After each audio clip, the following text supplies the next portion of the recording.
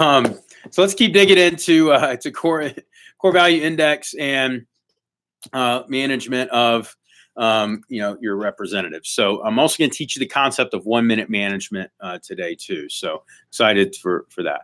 So last time we talked about conversations to have when you're working with different types of people, right? How to lead in, how to have an effective PDI coaching call.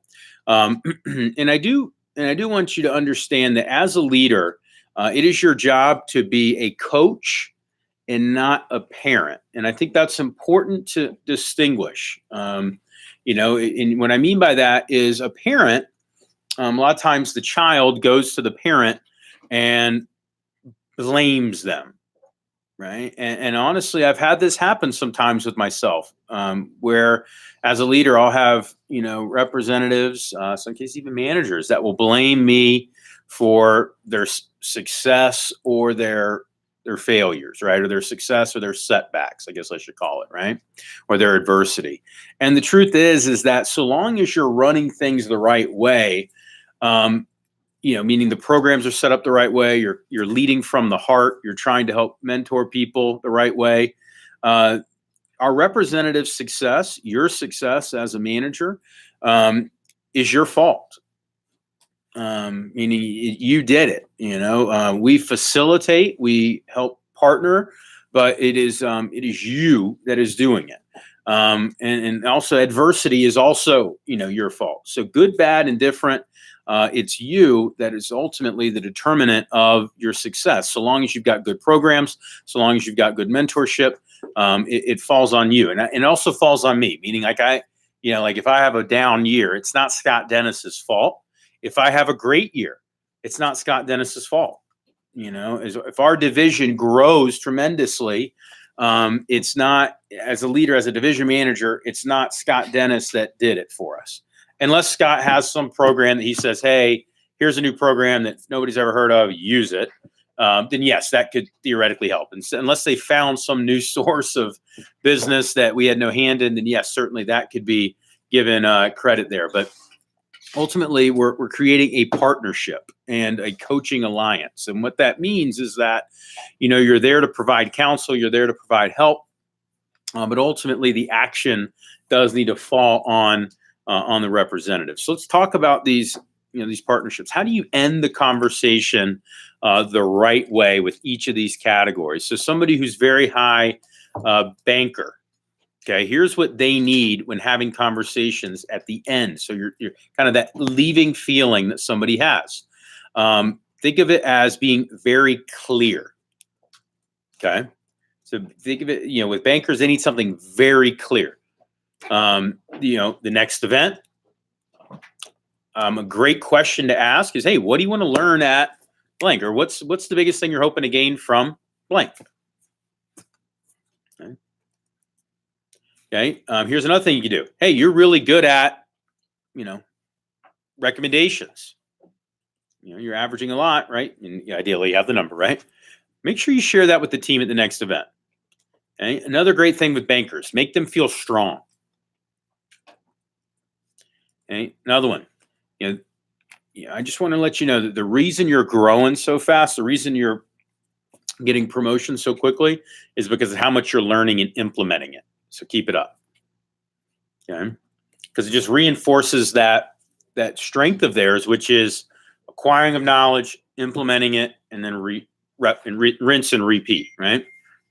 Innovators, okay, with them, kind of the overarching theme when working, coaching, mentoring is going to be making sure that you answer all their questions, okay?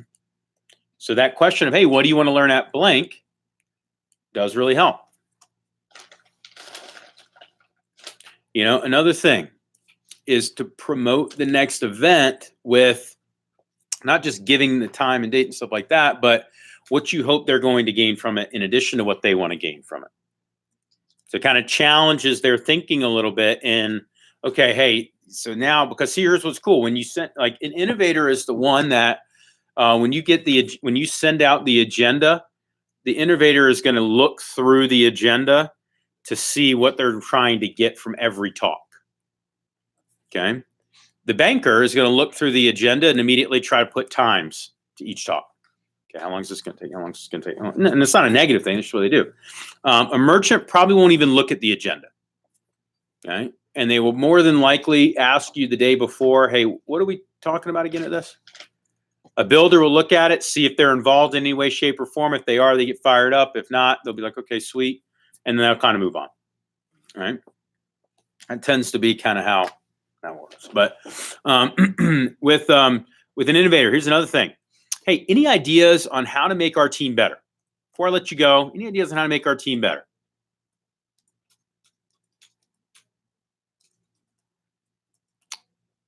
And again, hey, thanks again for your creativity. Feel free to share any insight you have on how to help the office with me. Now, be careful with, you notice at the end there, I said with me, right?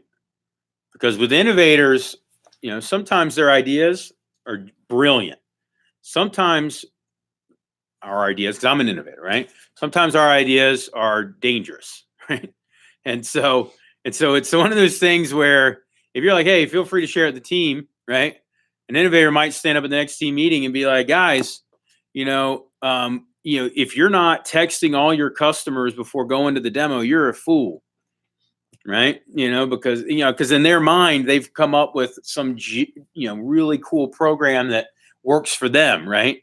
And all of a sudden now you've got everybody trying to text to book up demos, or guys, if you haven't done blank, right? I mean, that's just kind of an example, right? Where we don't want new representatives doing this. So that's why I say, hey, any ideas you have, make sure to share with me, right? Because then you could vet it as a leader and say, okay, is this something that you want to help this representative partner with and learn, or do you want to kind of take it and kind of get it to the rest of your crew, right? Like there's different ways you could do that, but that's great with innovators. Merchants, okay? And with merchants, big thing with them when ending the call, go slow. Merchants are the ones that, it kind of takes longer to get them off the phone, and you want to be, you don't want to just rush them off the phone, right? Hey, I enjoyed talking to you. Hey, if you ever feel like you're off track of your goal, call me. Another thing is encouragement, right? Hey, I'm your coach. You're going to have good days and bad days, but I want you to know that, you're doing great work and I appreciate it. Highs and lows, by the way. Look forward to seeing you on blank, or I'm looking forward to seeing you hit your next promotion. Looking forward to seeing you do this. And then again, vision casting with them, right? Think about how great it's going to be after the team meeting when you learn how to do blank and can then go to your next demo with that, right? So that's good for merchants. With builders, again, I like with them to really respect that they're leading by example. Hey man, just real looking forward to seeing you at the team meeting so I can promote. You were top 5 last week. Appreciate your ability to take action. Do you want to help with blank at our next meeting? And it could be, do you want to help by being the leader and making the most calls so I could promote you and build you up? Hey, what's your demo goal? Okay, cool. So you're going to need to make blank calls. Hey, do you mind if I build you up as the role model at the next team meeting for people to follow? Yeah, and builders are going to be like, absolutely. They're going to be fired up about taking that role, right? You do that with a banker, and then be like, well, let me think about how many, like they're going to start thinking about all the number of calls they got to make, and before they make a decision. An innovator might take that and be like, well, let me think about, like they're going to analyze it for a while, and hey, let me get back to you the next day, right? Merchants will get nervous, if you do that, but builders, when you say something like that, they jump right in, right? Remember, builders are ready, fire, aim, so they love, getting out into the front, right? And, being the pace setter. Okay. Let's stay blank and, in the office. Another thing that builders respond well to, builders love catchphrases, right? So people that are high builders, they love catchphrases, So, if you've ever met Larry Manly's a builder merchant, right? Hardcore. And so if you've ever met him, he loves the catchphrase, champions find a way. You got to have breakthrough for you. You have to have breakdown before you have breakthrough. CPO talks, those things, builders are, they really respond well to that. Okay. And they internalize those quotes and they use those as kind of, crutches to help them when they need them, or anchors to ground them when they're ready to roll. So again, those are things that, are good kind of leaving conversations to have, or ending conversations to have with people. Let's talk a little bit about, 1 minute reprimands and 1 minute, praising for a second. Okay. Because this is something that I really feel strongly new managers can take and kind of internalize, especially when you're just kind of working with people brand new, and it works very, very effectively. So let me actually pull up the document, and I'm going to share it so you guys can see. Okay. And then I'll put it in WhatsApp so you guys have it. Okay. Here we are. Okay, sweet. Okay, so 1 minute goal setting, 1 minute praising, 1 minute reprimands. Okay, so the topic of 1 minute goal setting, okay, is to, number one, agree on whatever goals that they want. Okay, and this is important as a manager, as a leader. If somebody comes to you, hey, what's your goal this week, and they give you a goal that you don't believe is possible for them. Okay, and this is tough sometimes, because sometimes we're in a business where we never want to limit somebody's thinking. Okay, and what I usually try to do is, if somebody comes out with an outrageous goal, very rarely will I say that's not possible. What I will usually say is, I'm not sure we're willing to go there next year yet. All right. I'm not sure we're willing to go to that. Hey, let's look at what that would look like and see if that's something we could still make happen. Okay. So, so the key is, once you have a goal, you find out what good behavior looks like. So this would be the equivalent of mapping it out. Okay. Breaking it down in numbers and actions to enable it to happen. Okay. Then the next step is write out the goal on a single sheet of paper using less than 250 words. Okay, this is where, so for example, when you're doing your business plan, I'll ask you for a mission statement. What's this summer going to be all about? And, you want that mission statement to be less than 250 words. It could be as simple as, 4 values, right? Or 3 values, or 3 unifying beliefs with an explanation for each behind it. It could be a, I've seen people do it in a poem format, which is kind of crazy and cool. I've seen people do it in, kind of a graphic design where they had it in, kind of like images that, spoke to each of them. I've seen people write it freehand in like a paragraph form, but either way, it needs to be less than 250 words. Anything more than that, and it's just kind of dead noise. But it needs to be something that you can look at and reread, which only takes about a minute each time you want to do it. Okay, that's important. Okay, and then another thing with 1 minute goal setting is taking a minute each day to review that goal or that reminder, and then see whether your behavior matches what you want for that goal. Okay. So it's basically just reminding yourself daily of what your focuses are. Okay. And we talk about 3 focuses to win the day. This would be one of those things when journaling, you create a mission statement, or you create a mission statement or a goal that is just something that you're looking at every morning. That's like a constant reminder. A very simplistic one that I saw for a representative by the name of Ashley Rickman. She was the first woman in vector marketing to sell, first Black female in vector marketing rather, to sell over $150,000 for the year. That was her mission. That was her unifying statement. And so she had that written out on sticky notes, and she simplified it in such a way where she had it broken down to the actual number, right? 150 with who she was, right? Then beside that, bam, she had how many calls she needed to make each day in order to hit that goal. Beside that, she had how many demos she needed to complete each week to hit that goal, and she needed how much she needed to be on pace for that month, right, in order to hit the goal. And she had it broken down, but it was on 4 sticky notes, and she put it on the dash of her car. And so every day when she got into her car, she saw these. She also put those 4 sticky notes on her mirror in her bathroom. So every time she looked in the mirror, she saw those. She saw what the big goal was, and then the 3 kind of components that were metrics or measurements that needed to be met with, behaviors that needed to happen in order for her to hit her number. And that drove her, and she ended up doing it. It was pretty awesome. She was the #1 scholarship winner in the entire company in the fall campaign of, I believe, 2002.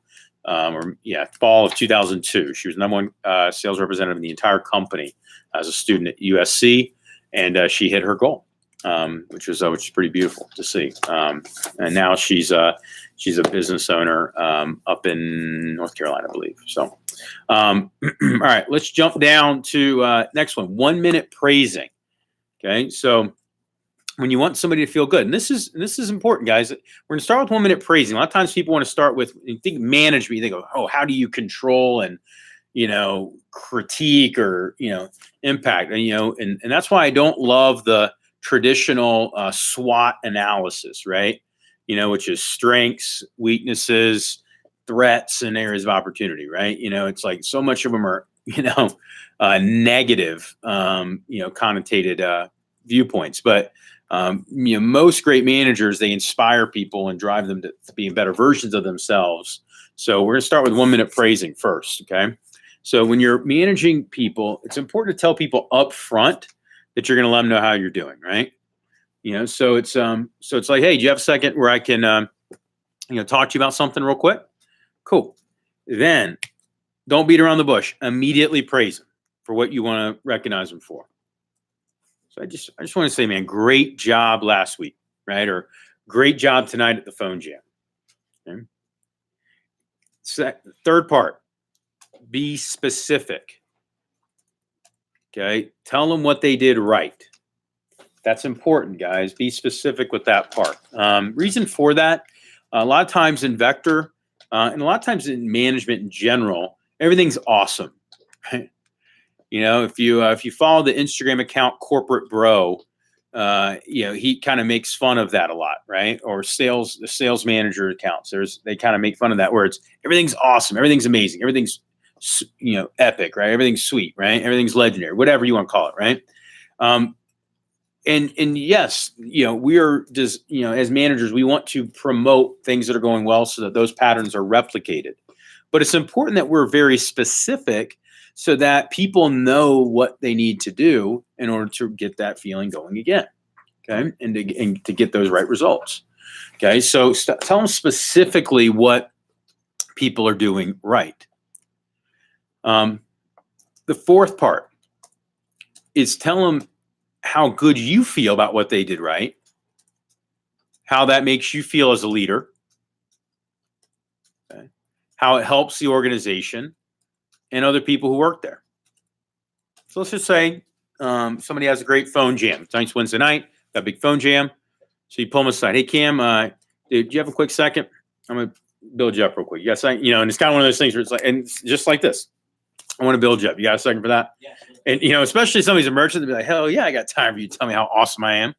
Right. But it's like, hey, I want to let you know, you did a fantastic job tonight. At the phone jam, you crush. I mean, you were a leader by example. You were on script. You were making calls. You were tracking them. You made 50 phone calls tonight, which led the whole office. And I, as a leader, I love when my top people are stepping up and showing the way that everybody should follow, everybody should mimic, and more importantly, the rest of the team, they're going to follow your lead. So when they see you doing what you did tonight, they're going to replicate that. So, and as you notice, I kind of paused there, right? He said, thank you. But notice the power pause is good. So after you tell them exactly what they did right, after you let them know how it helps the organization and other people that are there and how you feel about it, it's important to kind of pause and let it sink in. Okay, for them to feel that. Then the next step is encouraging them to do more of the same. And then, shaking. And then if you see right here, this is an old, keep in mind, Women Management is an older book. Okay, so there's a little bit different workplace etiquette's a little different now, right? It says shake hands, which that's cool, or touch people in a way that makes it clear you support their success in the organization.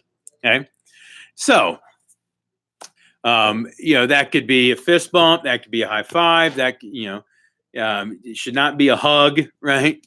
There are examples of times where that would be appropriate, right? But probably not for a phone jam, right? You're probably not gonna give them a big bear hug for having a good phone jam, right? It wins the #1 trophy at SC2, sure, right? That would be something that would warrant that, right? But again, that you're, as you notice, you're hitting several of those appreciation parts of people's love language, right? By doing that. Okay, so so again, letting them know up front, praise them immediately, let them know specifically what they're doing right. Tell them why it's good, how it helps. Stop to let it soak in and feel. Encourage them to do more of the same, and then show them appreciation. Okay. Now, that's pretty fun. That's a fun conversation to have. It's one of our best conversations to have. For those of you that are not high merchants, it's not your natural inclination to have that conversation, though. So keep that in mind. Okay, you're not naturally going to gravitate towards giving 1-minute praises. Okay, same thing for those that are not high merchant, or maybe they're high banker but not merchant, right?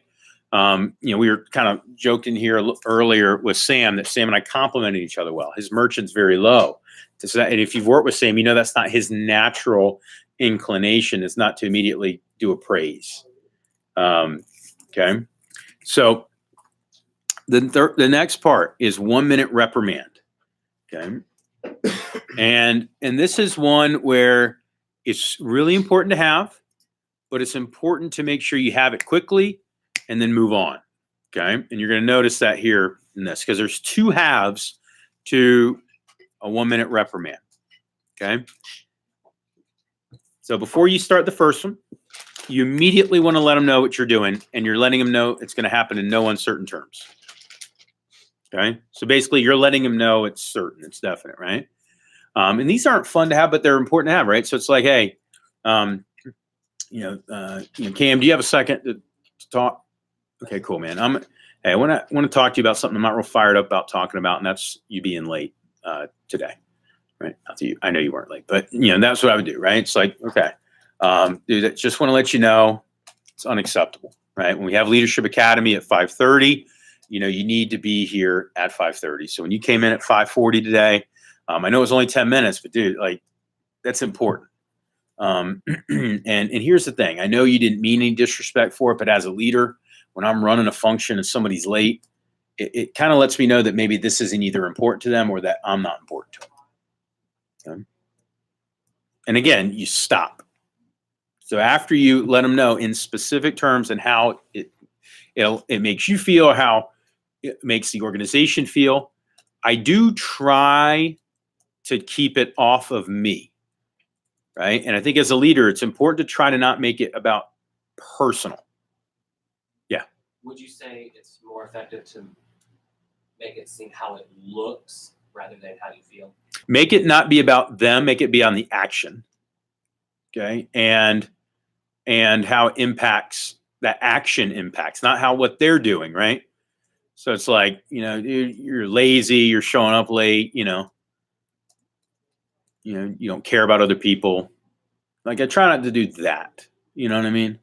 Now, sometimes if it happens consistently and it really just truly is that, sometimes you have to have that conversation. But if somebody's late, it's not usually that. Okay. But you let it sink in. Then when you end a reprimand with a praising, this is important. People think about their behavior, not your behavior. So understand, the first half of the reprimand is a reprimand. The second half is actually a praise. Okay. And so this is one of those things where, new managers don't do this as much, especially when they're emotional. We talked about this earlier. When emotions are high, logic tends to be what? Low. So when you're angry, you're upset, that reprimand usually is a reprimand and then you walk away, right? You're just angry. So you snap, you let them know. It's like, dude, you did this, you did this, you did this. I mean, and you walk away. So they feel scummy and they're upset at you, right? So when you end a reprimand by praising them, okay, they think about their behavior and not your behavior or your actions, okay? So again, Cam, the reason I'm doing this, dude, is, I want to see you do well here. I care about you, and I know if you're part of our Leadership Academy, you're going to grow. Do you feel like you've grown so far since you've been a part of it? Yeah, and the same thing's going to apply. I don't see you being just like you are now. I think 3 months from now, 6 months from now, a year from now, you're going to be a next level version of you. And honestly, like I said, I wouldn't do this if I didn't care about you. And I also want to let you know that, I don't want to take this out on you, but just this activity, this action isn't cool. But you're good. And honestly, dude, now that I've said that, my piece is said, we're good. It's water under the bridge, and we'll move forward. Okay. And again, you don't, with a reprimand, you don't want this to be a discussion. Does that make sense? So somebody's like, oh, but this is like, look, man, I don't want this to be a discussion. I'm not cool with what happened. I'm cool with you, but that step is not acceptable. Okay. Cool. So, so again, guys, goals begin behaviors, right? When you're setting up goals with people, those begin the right behaviors. Okay. Consequences, good and bad, help to maintain behaviors. So consequences could be a 1-minute praise if people are doing the behaviors that they need to do in order to achieve the success they want. Consequence of people not doing the behaviors they need would be the 1-minute reprimand. And always remember, when you're working and managing people, to be hard on results and soft on people. Okay? Meaning never try to attack them as a person. Never try to make it something where, you're taking offense to it. There's a book that we're going to read together later in TLA called The 4 Agreements. If you want to get a jump start on it, you can read it. Super simple, by the way, read. Honestly, you could probably read the book in one flight. You'd easily read the book on the flight to Olean. You could probably read the book, over the course of a couple of poop sessions, throughout the course of a week, and pick it up, read it, and be done. So it's a great book, and one that we'll read collectively as a unit or as a leadership group later on. Okay. So excellent. Well, guys, the next thing I want to spend a little bit of time talking about is, the concept of buckets of money. And, we started talking about the different forms and what that can do for you over time. But with regards to building wealth at a young age, it really does have to happen in an appropriate way. Okay. And so, let me pull up the, let's see here. Wealth. Pull up this document that, I've kind of created in the past. And this is actually a document from Rising Stock, who is Adam Stock is one of our core leaders here. Okay. And, this is something that I think was kind of cool because he's a guy that helps coach our branches and coach our success leaders in our business very, very well. And, he gave a presentation. This is a presentation he gave to our Eastern Region DVM team, a few years ago. But This was something that was pretty crazy to see. So if somebody makes $113,000, they are in the top 10% of earners in the U.S. Okay, our district manager opportunity is that, right? It is $100 to $250,000 income opportunity as a DM. That's our real DM op, right? That would put you in the top 10% of earners here in the U.S. And if you look at that, those 10% would earn this portion of the U.S. if you were to put it. So basically, it's most of the country. Those top 10%ers. So people that make that much own about that portion of all of the U.S. if you were to break it down in to a geographical sense. Okay, the remaining 90% would own that bottom part there. So that's like Florida, part of Texas, and like bottom sliver of Georgia, not including Atlanta and stuff. So it's a very small percentage, right? And this was a pretty cool quote from the book from Secrets of the Millionaire Mind. And it said, if I could be an example for anything, it would be that you can be a kind, loving, caring, generous, and spiritual person and be really freaking rich, right? So by having the right systems in place and doing the right things, you can do all of those things. So I'm not going to talk about Adam's fears and anxieties, but what I do want to talk about is the cash flow system. So this is the ideal cash flow system recommended for business owners, right? And so you have several buckets of money. So the money goes in, revenue comes in to your business as an entrepreneur into your business account, okay? From your business account, okay, expenses come out with a business credit card. So you would want a business credit card. You've got withholdings going into taxes. You've got investments going over here. And then you have money going in to your checking account. Okay. And from that checking account, you have a personal credit card that you're paying from that. Okay. So this is kind of the recommended flow for cash and the way to break it down. Okay.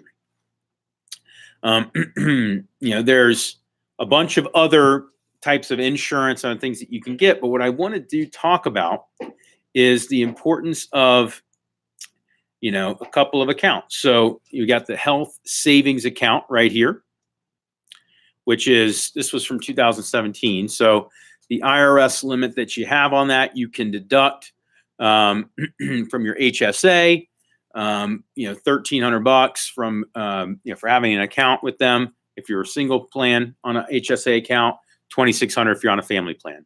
But what's cool is that you can contribute up to $6,750 on a family plan each year into your HSA. So the amount that you could put in as a business owner does go up. The amount you could put in as a contributor does go up over time. And then you can catch up once you turn 55 to max out that number even more.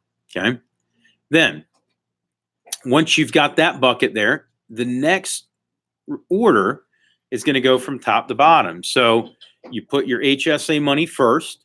You've got your Roth IRA going in. Okay, if you make below a certain threshold, and those numbers go up once you turn 50 years old. You've got a contribution that you can make every year into your Roth or your solo 401k. Okay, that number is now up to, I believe, 19,000 for this year, or 19,500 for the year that we're currently in, 2019. You have profit sharing above that, okay, which if you're incorporated is 25% of your salary.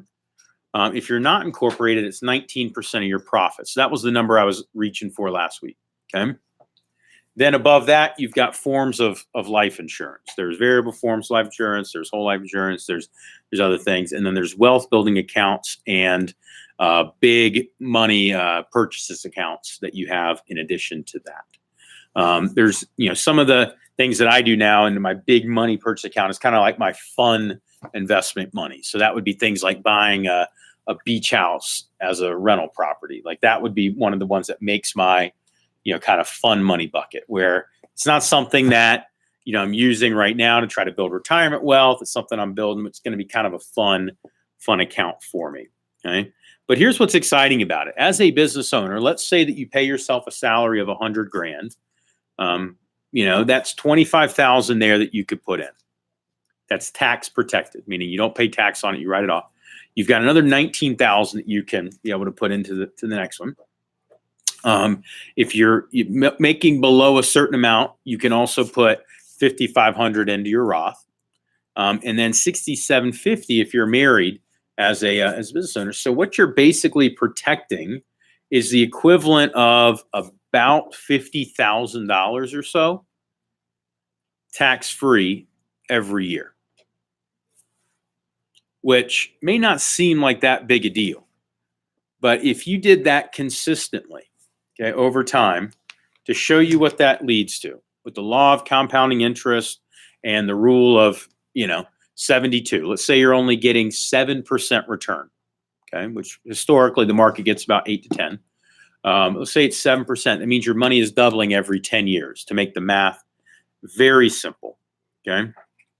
What's nice about that is it means that if you're 25, let's call it, and you start this 50K, by the time you're 25, that would be the goal, right? You're getting your HSA open, you got 50 grand that you put away that year, boom. So 25, you got 50 grand, okay?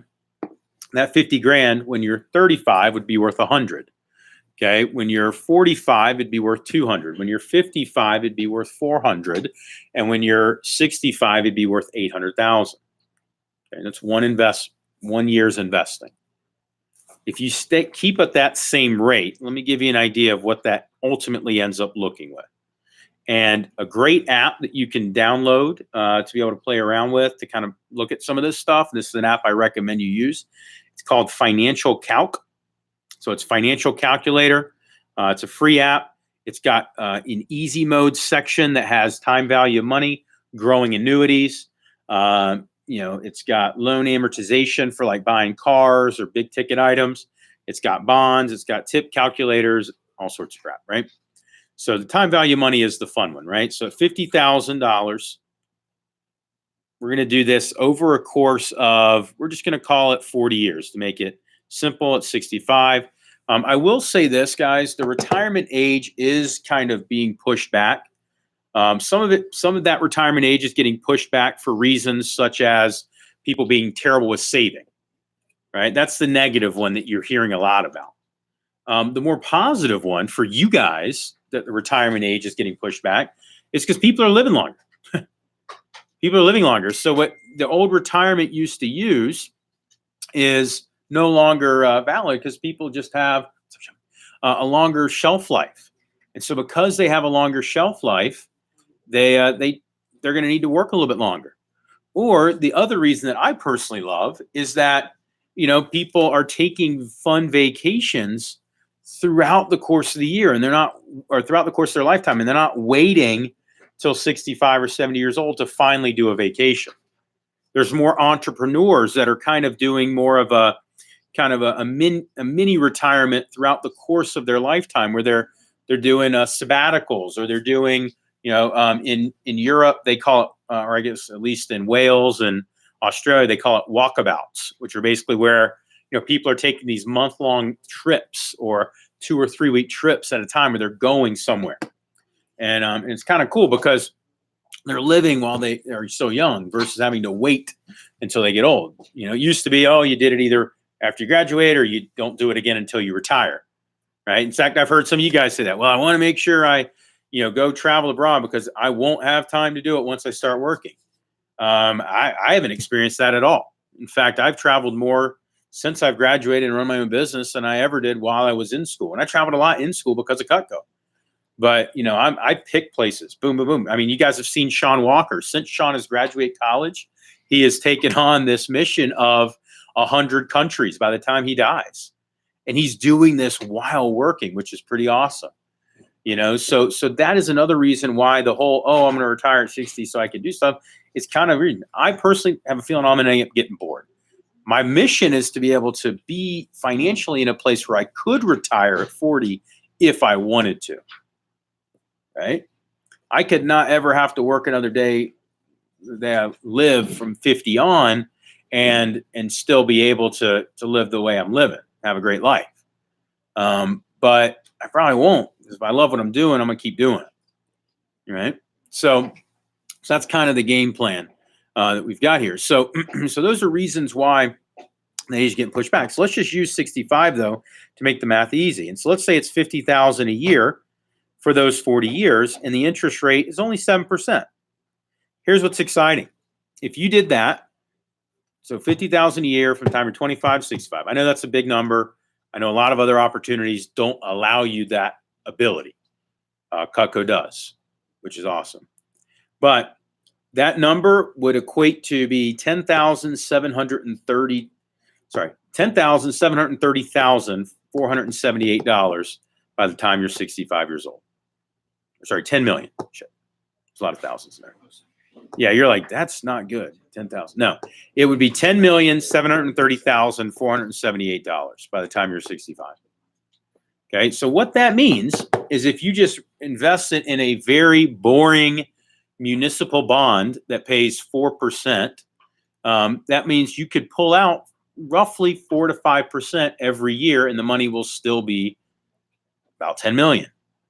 Okay, because the money is growing and you're pulling out, a little bit less. So to give you an idea, that means you could pull out anywhere between $200,000 and $400,000 a year and live on that. Which, if you can't live on $200,000 to $400,000 a year, I don't know what the hell you're spending your money on. Okay, because when you're 65, you probably don't have kids that are relying on you anymore. And if you do still have kids that are relying on you more at that point, just make them the inheritors to your will and tell them to go,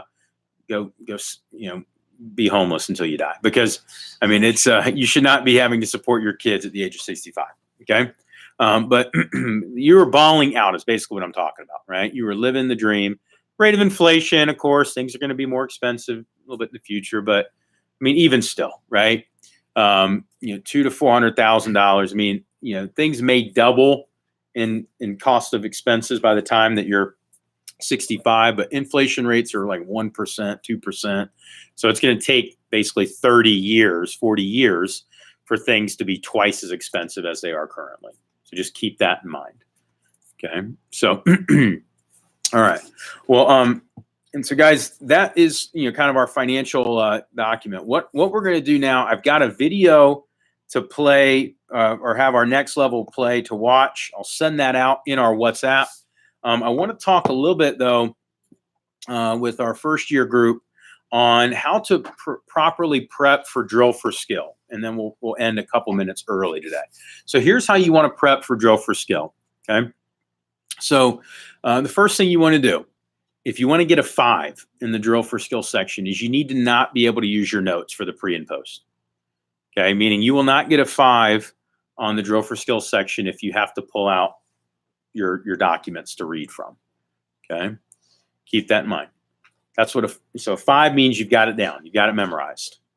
Okay. It will take you some time to get it memorized, but it is definitely 100% doable.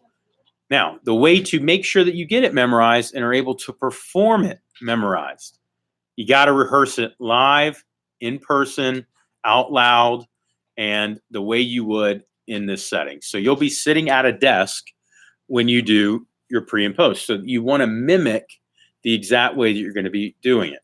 If you look at professional sprinters, when they vision map their runs, when they mentally map their runs, they've actually done tests with sprinters and they've hooked them up to like machines, and they found their heart rate will quicken and speed up just like they're running a sprint when they're walking through it in their mind. Their muscle fibers will twitch and fire like they're actually going through a race. Okay? That's how deep they get into their visualization process. Okay. When professional NBA players are practicing jump shots, they're not doing the old school way that I used to do when I was young, right? Where you sit in a space and you shoot, you go get the ball, you go right back to it, shoot. They're doing it full speed, in rhythm, in motion, just like they're playing a game. So you want to do the same thing when you're rehearsing for your approach here. So what that means is that you're reading it out loud. You're practicing sitting up straight, confidence. We're going to rate on speed, of reading or having it down. We're going to rate on tonality. We're going to rate on confidence. We're going to rate on the being on script. Okay. Okay. So those are the things that we're going to be evaluating. So you want to practice it just like you would be doing it in an interview. Okay. The pre and post have been sent out. So you already have copies of it. So you can listen to it. You can listen to it. But I'm telling you guys, you got to do it live. And ideally, you're doing it with somebody or for someone. Okay. So either somebody in the group or one of your buddies, right? Or you can do it for your manager. But that's, those are keys to getting a 5 on your drill for skills section. Okay. The other thing, and that I think is really important, is breaking it up into sections, meaning doing the first section over and over and over again until you get it down. So if you can drill it so that you have paragraphs memorized, it makes it a lot easier. Okay. Meaning you're probably not going to sit down and start and be able to do all of it just in one sitting, but can you get the first paragraph memorized? Boom, boom, boom, until you get the first paragraph memorized. Then once you get that first paragraph memorized, then you start adding in, and always start from the beginning. I know it's a laborious process to do this, but it is effective.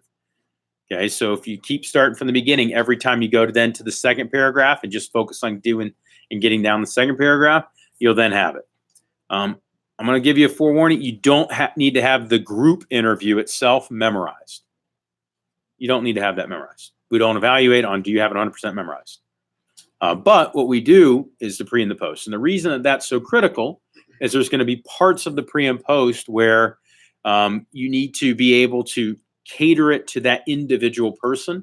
And if you don't have the approach down, it's going to be hard to know how to answer based on that individual person. And that's what we'll talk about when we talk about next level interviewing skills.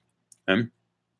So you're going to be doing it for a district manager or a branch manager from last year. So these evaluations are going to be pretty important, guys. This is part of the matrix score.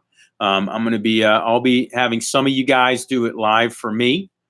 So it's a little bit more added pressure, I guess, there. So we want to have this thing down, and we want to be the role models for the rest of the region. So getting this down with a 5 is the goal. And if anybody has any individual questions or specifics on it, make sure to reach out to me, before Saturday, because we'll want to make sure that we're getting live touch before the actual prep itself, if that's the case. But I am fired up about the agenda. I'm fired up about getting time with you guys. I'm fired up about finishing this SLC push strong. And looking forward to digging deeper into some of the concepts that we're talking and launching our energy initiative very, very soon. So have a fantastic Wednesday, guys. We'll talk to you soon. Remember, no excuses. Feel like a champion. See ya.